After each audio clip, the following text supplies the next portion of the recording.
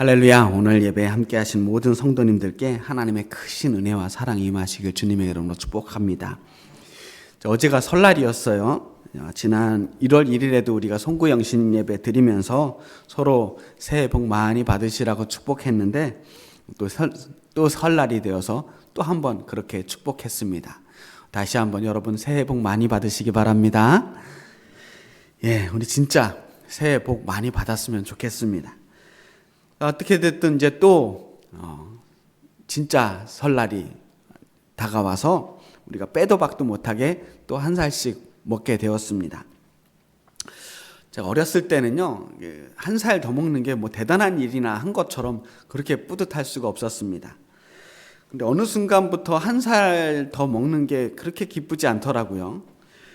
제가 어렸을 때 딱 40살이 기준이었던 것 같아요. 한 40살쯤 되면 세상을 살아가는 게 좀 쉬워질 것 같다라는 생각을 했습니다. 그 나이쯤 되면 다 모든 것이 익숙해지고 능숙해져서 모든 것을 척척 다 해낼 줄 알았습니다. 제가 어렸을 때 보던 그 어른들의 모습 있잖아요. 그런 어른들, 학교 선생님들이나 부모님들 뭐 이런 분들의 모습을 보면 정말 모든 걸 다 아시는 것 같고 모든 것을 능숙하게 해내시는 그런 모습이었습니다. 그래서 나도 그 나이쯤이 되면 모든 걸 그렇게 다 잘해낼 수 있겠지라는 기대를 했습니다. 사실 이제는 그때 제가 보던 어른들보다 더 나이를 많이 먹게 되었는데 저를 이렇게 보면 제가 그때 기대했던 것보다 그렇게 생각했던 것보다 그렇게 완벽한 어른이 되지는 못한 것 같습니다. 어른이 되고 보니까 어른이 된다는 것은 완벽한 사람이 되는 것이 아니라 경험을 통해서 여러 가지 경험을 통해서 조금 더 모든 일들에 약간 익숙해진 것이 아닌가 하는 생각을 합니다. 익숙해진다는 게 뭘까요? 익숙해진다는 건 몸과 마음에 길이 들었다는 거예요. 사람들이 같은 장소를 계속 왔다 갔다 하다 보면 그곳이 결국은 길이 됩니다. 그렇듯이 같은 일을 반복하다 보면 몸에도 마음에도 길이 나는 겁니다.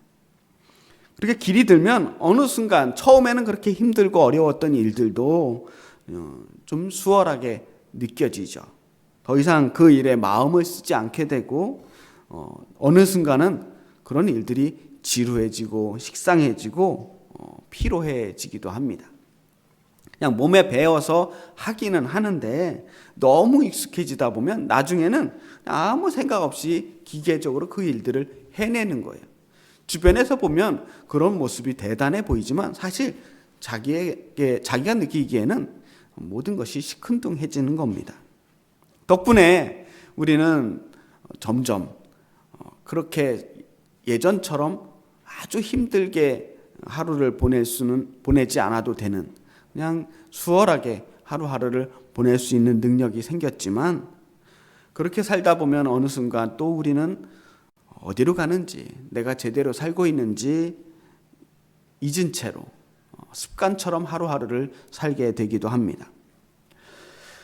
운전을 잘하는 사람들이 제일 위험한 때는 정말 내가 이제는 운전을 잘하게 되었다라고 느끼는 때라고 합니다.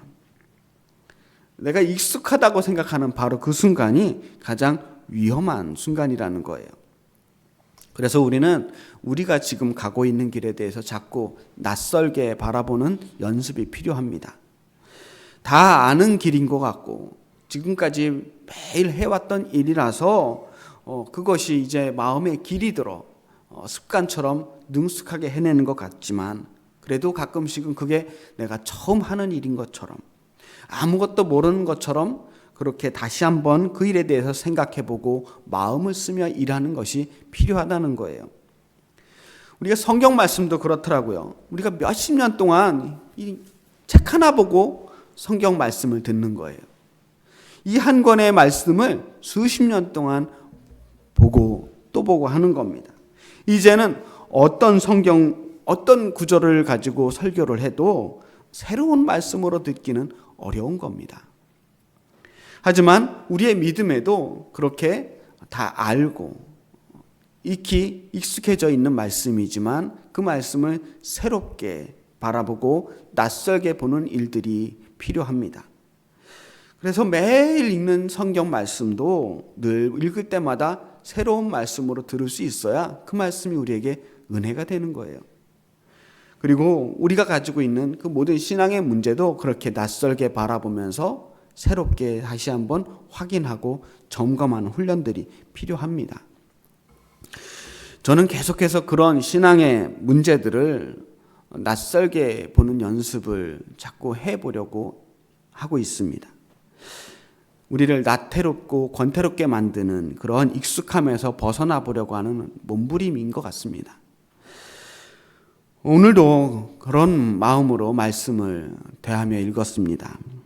좋은 말로는 성령의 인도하심을 따라서 또 어쩌면 의식의 흐름을 붙잡은 채 말씀을 붙들고 묵상해 봤습니다. 오늘 우리가 읽은 말씀은 요한계시록에 등장하는 7교회에 보내는 편지 중에서 빌라델비아 교회에 보내는 편지의 내용입니다. 빌라델비아, 우리가 더 익숙하게는 필라델피아라고 우리가 알고 있는 바로 그 교회입니다. 빌라델비아 교회는 요한계시록에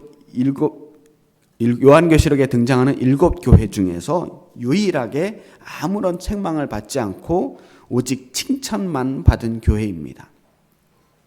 제가 오늘 말씀 다시 한번 읽어볼게요. 빌라델비아의 교회의 사자에게 편지하라. 거룩하고 진실하사 다윗의 열쇠를 가지시니 곧 열면 닫을 사람이 없고 닫으면 열 사람이 없는 그가 이르시되 볼지어다 내가 내 앞에 열린 문을 두었으되 능히 닫을 사람이 없으리라. 내가 내 행위를 아노니 내가 작은 능력을 가지고서도 내 말을 지키며 내 이름을 배반하지 아니하였도다. 자, 그럼 일단 누가 이 빌라델피아 교회를 칭찬하고 있는지 그 주체에 대해서 한번 보죠. 그분이 누구냐면 다윗의 열쇠를 가지신 분이라고 되어 있습니다. 다윗의 열쇠. 이 다윗의 열쇠라고 하는 표현은 원래 이사야서 22장 22절에 등장하는 표현이에요. 이사야서 22장 22절 말씀 제가 읽어볼게요. 내가 또 다윗의 집의 열쇠를 그의 어깨에 두리니 그가 열면 닫을 자가 없겠고 닫으면 열 자가 없으리라. 이사야 선지자가 엘리야김에 대해서 이야기를 하는 대목이에요. 엘리야김을 이야기하면서 다윗의 열쇠를 그 엘리야김의 어깨 위에 두었다라는 것입니다. 원래 이 엘리야김이라고 하는 사람은 유다 왕 히스기야 왕의 집안일을 관리하던 신하였습니다. 근데 이 사람에게 다윗의 열쇠를 주었다는 거예요. 다윗의 가문, 이 왕가의 가문, 대대로 내려오는 그 왕의 창고를 관리하는 그 열쇠를 그 어깨 위에 주었다라는 겁니다. 그럼 왜 하필이면 어깨 위에 주었을까? 이 열쇠를 어깨 위에 주었다는 게 무슨 의미일까 싶은데 사실 옛날에는요, 이 큰 문을 여는 열쇠, 큰 문이 엄청나게 큰 문을 그 오늘날처럼 이렇게 섬세한 열쇠로 열고 닫고 하지 않았습니다.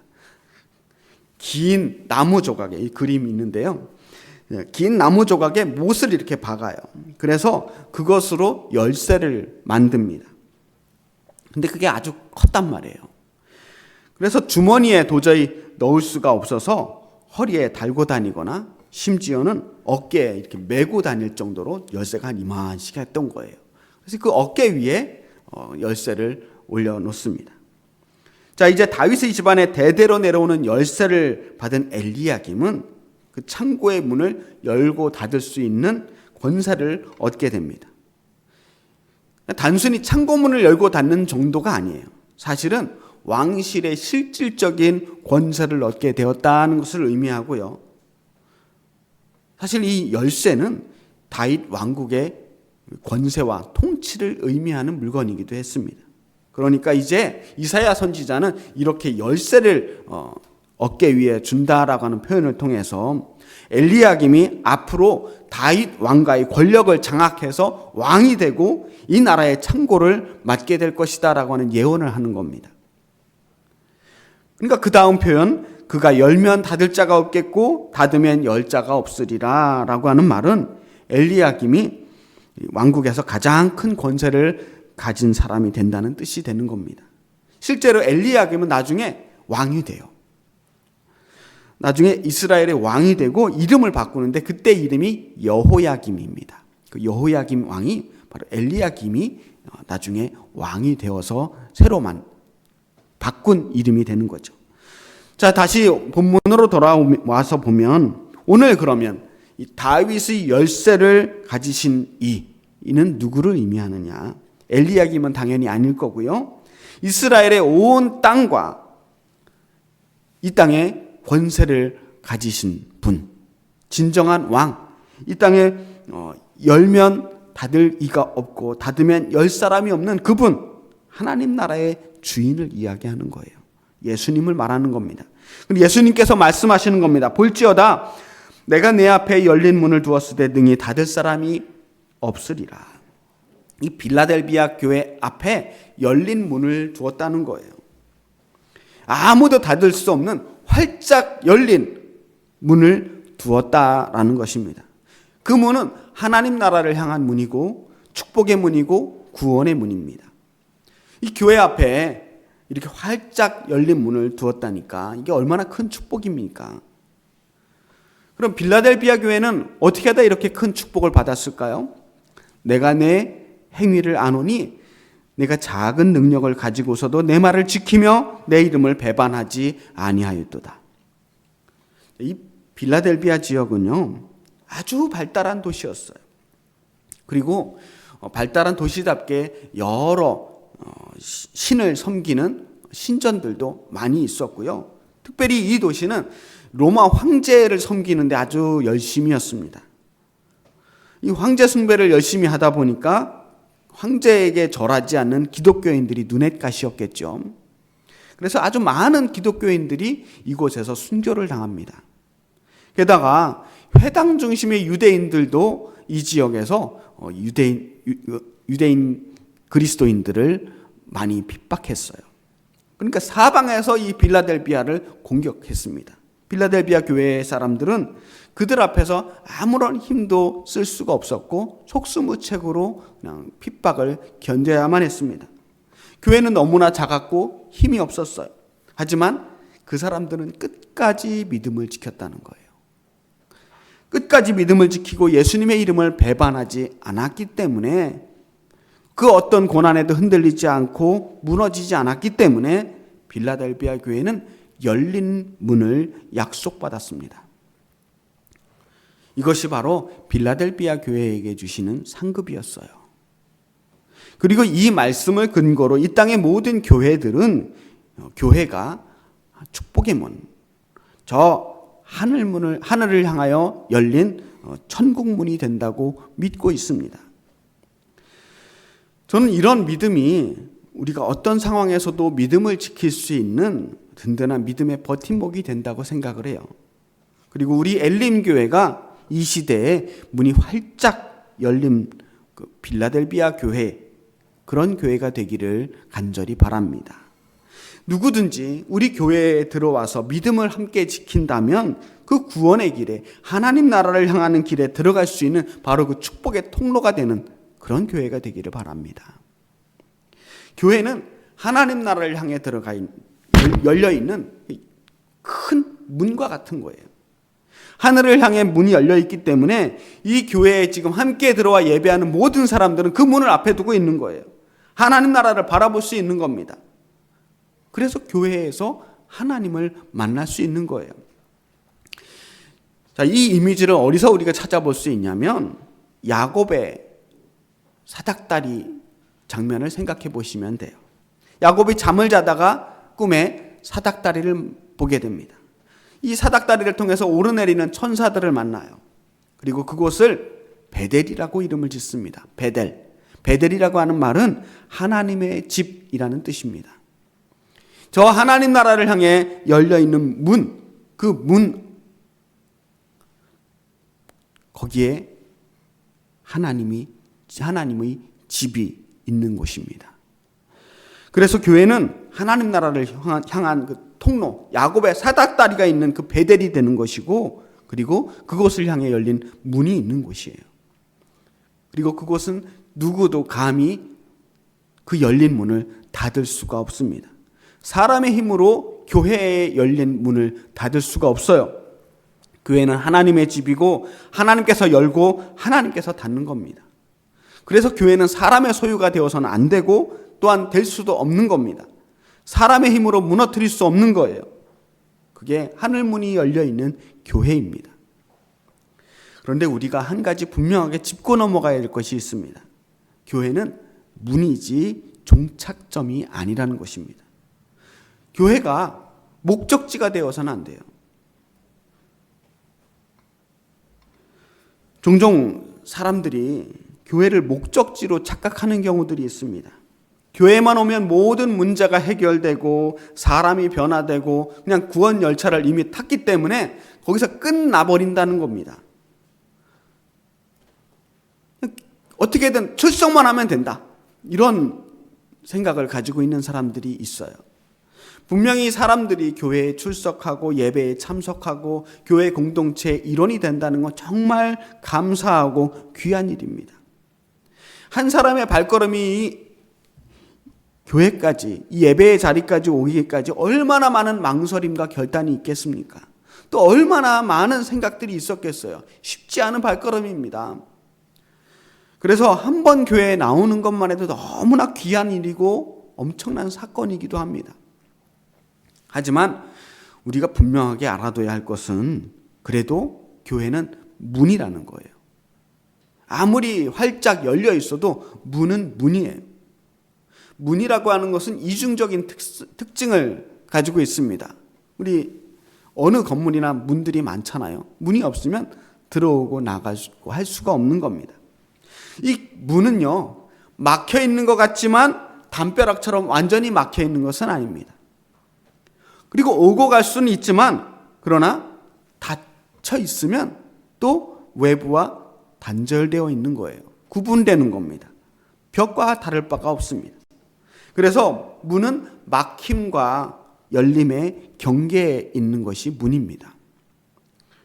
문은 모든 경계와 경계를 오고 갈 수 있는 통로가 되는 거예요.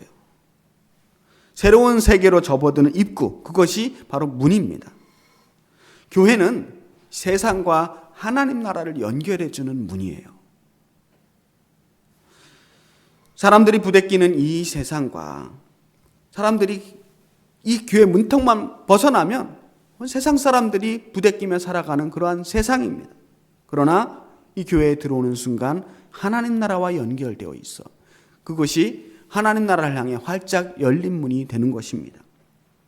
그런데 이 문을 들어오고 나서 이 문을 열고 들어온 사람들은 그 문에 들어온 것만으로 끝나는 것이 아니라는 겁니다. 그 문을 지나서 계속 나아가야 합니다. 그 문에서부터 우리는 새로운 시작을 해야만 합니다. 오늘 제가 말씀의 제목을 열린 문을 지나서라고 정했습니다. 열린 문을 들어온 사람들에 대한 이야기예요. 야곱이 본 환상의 사닥다리는 저 하늘 높은 곳까지 이어져 있었습니다. 천사들이 오르락 내리락 했던 그 사닥다리는 하늘 끝까지 이어져 있었고 그 끝에 하나님이 기다리고 계셨어요. 그리고 그 베델, 하나님의 집 베델은 어디에 있었느냐? 돌멩이가 가득한 이 광야에 있었습니다. 그 베델의 땅부터 하나님이 계신 저 하늘 끝까지 기나긴 여정들이 있었다는 것입니다. 그 길을 가야 하는 거예요. 그 신앙의 여정은 결코 순탄한 길이 아닙니다. 수많은 시험과 환난이 있고 눈물과 좌절이 기다리고 있어요. 빌라델비아 교회 교인들 역시 감당해야 했던 환난과 핍박이 있었습니다.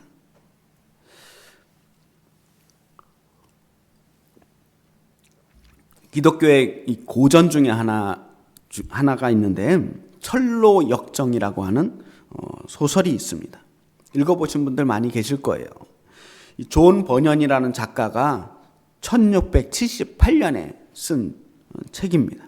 이미 쓰여진 지 400년이 넘은 아주 오래된 소설입니다. 이 책을 읽어보면 주인공이 크리스찬입니다. 우리말로 번역될 때 기독자라고 번역하기도 했는데요. 크리스찬이라는 주인공이 전도자라고 하는 사람을 만나서 천국으로 향해 가는 길을 걸어가는 여정을 기록한 그런 내용입니다. 가는 도중에 이 사람들은 수많은 사람들을 만나요. 그리고 수많은 유혹과 어려움들을 겪게 됩니다. 그리고 그 모든 어려움을 겪고 나서야 마침내 하나님 나라에 들어가게 되었다라고 하는 이야기입니다. 결론적으로 우리 믿음의 종착점, 크리스찬이 가야 하는 그 수많은 여정을 지나 마침내 가야 할 우리의 목적지는 하나님 나라다라고 하는 것을 이야기하고 있습니다. 여러분들도 꼭 한 번은 읽어보셨으면 좋겠어요. 자, 그렇다면 우리 다시 한번 우리 믿음의 방향을 한번 바라봤으면 좋겠습니다. 지금 우리는 열린 문 앞에 있습니다. 우리 모두 교회라고 하는 열린 문 안으로 들어온 사람들이에요. 아까 말씀드렸듯이 교회가 우리의 목적이 되어서는 안 됩니다. 교회 다니는 것만으로 만족해서는 안 돼요. 교회는 문일 뿐입니다. 겨우 이제 문 열고 들어온 거예요. 우리가 앞으로 가야 할 곳은 하나님의 나라입니다.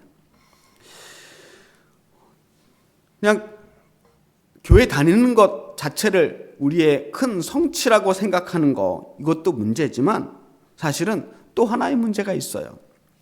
우리가 신앙생활을 통해서 무언가를 계속해서 성취하려고 하는 것도 문제입니다. 신앙생활은 성취가 아니라 과정이에요. 그냥 그 길 자체입니다. 하나님 나라를 향해 걸어가는 그 길 자체가 신앙생활인 거예요. 그 모든 것이 과정이 중요한 것이지 우리가 그 사이에서 무엇을 얻고 무엇을 성취하느냐를 자꾸 바라보면 거기에 현혹되고 시험에 빠지게 됩니다. 우리가 믿음을 통해 이루려고 하는 것이 무엇인가? 우리가 믿음을 통해 이루어야 될 것이 부흥이 아닙니다. 성령의 은사나 능력이 아닙니다. 하나님의 축복도 우리의 목적이 되어서는 안 됩니다. 그런 것들은 그냥 하나님 나라를 향해 걸어가다가 우리가 만날 수도 있는 어떤 손님 같은 거예요. 만날 수도 있고 혹은 만나지 못할 수도 있어요. 어쩌면 우리는 그 길을 가다가 축복이 아니라 고난이나 시험을 만날 수도 있는 겁니다. 하지만 그냥 빌라델비아 교회가 그랬듯이 우리 가지고 있는 모습 그대로, 작으면 작은 대로, 크면 큰 대로 그 작은 능력을 가지고서도 끝까지 그 말씀 지키고 그 이름 배반하지 않고 하나님 나라를 향해 그냥 부단히 걸어가는 것, 그것이 바로 우리가 가야 할 길인 것입니다. 우리도 모르는 사이에 자꾸만 성과와 성취, 목표와 성공에 집착하고 살아가는 것 같습니다. 현대 사회가 자꾸만 우리에게 그런 것들을 강요해요. 그래서 우리는 교회에서도 믿음 생활에서도 뭔가 자꾸 성취하려고 합니다. 개인적으로는 어떤 믿음의 결실을 얻으려고 하죠. 어떤 은사를 받고 기도의 응답을 받고 축복을 받고 이런 믿음의 목표들을 자꾸 세웁니다. 교회도 무슨 부흥의 목표, 교회 성장 목표를 세우고 더 큰 교회를 꿈꾸며 나아갑니다. 하지만 강조하듯이 성취가 아니라 과정입니다. 열린 문으로 들어왔으면 그 문을 통해 그냥 걸어가면 되는 거예요.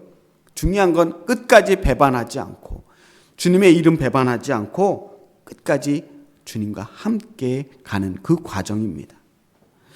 요즘 제가 매주 장애인 야간 학교에서 기타를 가르칩니다. 벌써 가르친 지가 몇 달이 돼요. 솔직하게 말씀드리면 별로 성과가 없습니다. 몇 달 됐는데 아직도 매주 코드 가르치고 있어요. 5분 전에 가르쳐 드렸는데도 또 읽고 다시 물어보는 분도 계십니다. 정말 열심히 해요. 너무 열심히 하셔요. 근데 너무 열심히 하시는데 몸이 또 말을 안 들어서 어려움을 겪고 계신 분도 계십니다. 학생 중에는 뇌성마비를 가지신 분도 계시고 또 발달장애를 갖고 계신 분도 계셔요. 그런데 누가 보면 아니 저런 사람이 왜 기타를 배운다고 그러지? 라고 생각할 수도 있겠지만 그 중에 누구도 자기가 이 기타 실력이 잘 늘지 않는다고 혹은 내 성취가 너무 더뎌서 나는 안 될 것 같다고 불평하는 사람이 없습니다. 내 손가락이 말을 안 들어서 내 신체에 장애가 있어서 나 기타 못 배우겠다라고 이야기한 사람이 한 명도 없어요. 내 마음대로 안 되지만 정말 하나도 늘지 않는 것 같지만 그래도 열심히 행복하게 배우고 계시더라고요. 사실 가르치는 저로서도 그 마음을 이해하기 힘들 정도로 너무 좋아하시는 거예요. 이렇게 안 늘면 짜증낼 법도 한데 이렇게 오랫동안 매일 똑같은 걸 배우면 지루해할 법도 한데 그렇지 않아요. 그러다가 제가 얼마 전에 깨달았습니다. 그분들에게 있어서 기타를 배우는 일은 내가 얼마나 더 잘 치게 되는지 또 얼마나 빨리 성취하는지가 중요한 게 아닐 수도 있겠다는 거예요. 그냥 함께 노래하고 그냥 기타를 배우는 이 과정 자체가 내가 지금 기타를 배우고 있어 라고 하는 그 사실 자체가 너무 행복하고 즐거울 수도 있겠다라는 생각을 하게 되었습니다. 그리고 감사하게도 미세하게 정말 미세하게 아주 천천히 그분들의 기타 실력이 늘고 있기는 합니다. 몇 달 전과 비교해 보면 그래도 미세하게 늘었어요. 그렇게 또 몇 달이 지나고 몇 년이 지나면 언젠가 그분들은 정말 아름다운 노래를 멋진 기타 연주로 하게 될 날이 오게 될 거라고 믿고 있습니다. 신앙생활도 그런 게 아닌가 싶습니다. 당장 내 눈앞에 보이는 축복, 눈에 보이는 성취를 바라보는 것이 아니라 그 순간 지금 내가 이미 구원을 향한 열린 문 안으로 들어와서 하나님 나라를 향한 길을 가고 있다는 그 사실 자체로 얼마든지 행복할 수 있지 않을까? 그 모든 과정에 내가 주님과 함께 동행하고 있으며 그 나라를 향해 한 걸음 한 걸음씩 앞으로 나아가고 있다는 그 사실 자체로도 얼마든지 행복할 수 있지 않을까 말이에요. 그 과정이 바로 믿음의 길인 것입니다. 이미 열린 문을 열고 들어오신 우리 사랑하는 엘림교회 성도 여러분, 이제 그 문을 지나서 우리가 가야 하는 길은 이미 구원을 향하여 가는 길임을 믿으시기 바랍니다. 이제 저 하늘 사닥다리를 향해 한 칸씩 한 칸씩 올라가고 있는 중이에요. 그 누구도 그 구원의 문을 닫을 이가 없습니다. 주님께서 열어놓으신 그 문을 닫을 사람이 없어요. 그러니 우리 저 하나님 나라를 향해 가는 길, 우리에게 아무 일도 일어나지 않는다고 해도 어떠한 보상도 어떠한 성취가 없다고 하더라도 기뻐할 수 있는 이유가 충분하지 않습니까?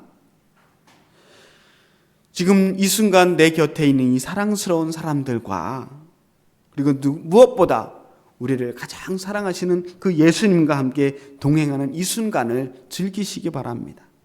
그리고 하나님의 은혜와 사랑이 우리 모두에게 언제나 함께함을 믿고 기쁨과 감사함으로 이 믿음의 길을 끝까지 걸어 나아가시는 저와 여러분이 되시기를 주님의 이름으로 축복합니다. 기도하겠습니다. 살아계신 아버지 하나님, 주님의 은혜로 우리는 이 구원의 열린 문을 들어와 있습니다. 이제 그 열린 문을 지나 저 하나님 나라를 향하여 한 걸음씩 한 걸음씩 믿음의 여정을 걸어가고 있는 중입니다. 그 모든 길에 주님이 함께 하심을 믿습니다. 그 길을 걸어가는 것만으로도 행복하게 하시고 언제나 우리에게 기쁨과 감사함이 충만하게 하여 주시옵소서.